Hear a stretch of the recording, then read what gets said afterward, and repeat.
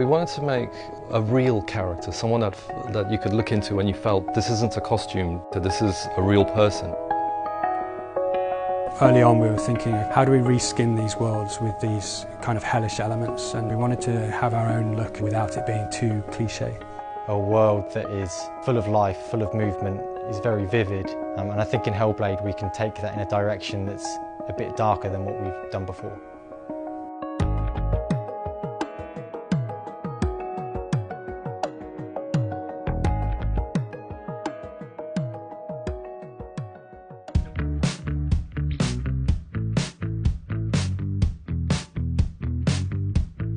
Hellblade is Ninja Theory's new project, and it's an independent AAA game. So we can have complete creative control of the game and design it in such a way that it's focused specifically on our fans and our supporters. And it's going to be focused really on three things, and that's melee combat, a deep, engaging character story, and on a unique art vision. Hellblade is about taking those to the next level.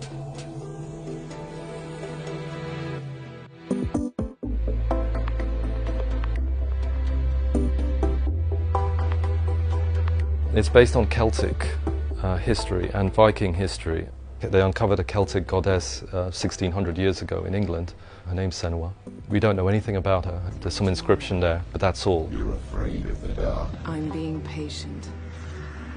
This history that must have been in that character is just unknown. So that in itself was interesting, but then to create a character that wasn't your typical sexy heroine, we've been trying to work against that, trying to make her more real, more like she lived in that time and period. I think it signals a kind of more maturity in our way of thinking, and I think that fits in with where we see technology going. It's become more mature, the worlds that we can create seem more real, the characters need to feel more real.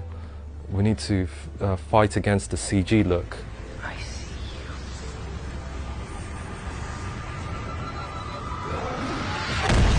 Kind of put things that are difficult to do in the game, like dirt and fur and hair.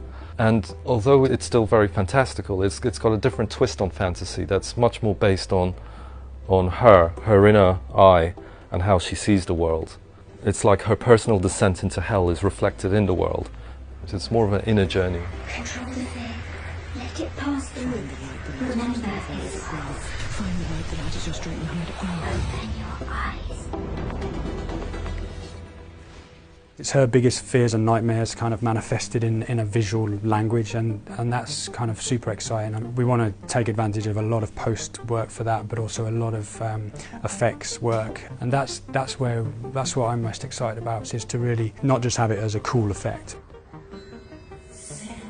but to tell a story with these elements.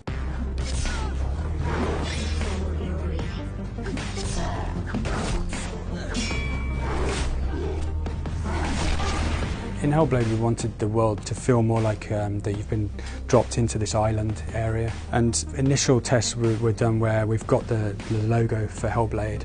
We've not shoehorned the logo in there. There's natural elements and there's subtle kind of man-made features that when you do pull out you begin to read that. So we started by putting the logo in and using some negative and positive space and trying to just quickly rough out what this kind of volcanic circle could look like with the heart of the citadel in the centre. And then just very quickly got that into Unreal 4, dropping ourselves onto the mountains and looking back at the whole kind of circle of the logo, and then imagining, well, that looks like these little spines coming through the water, and that could be rock, and this could be marshland. And so this new approach of drawing on strengths that we see and then making features within those seems to be working really well at the moment.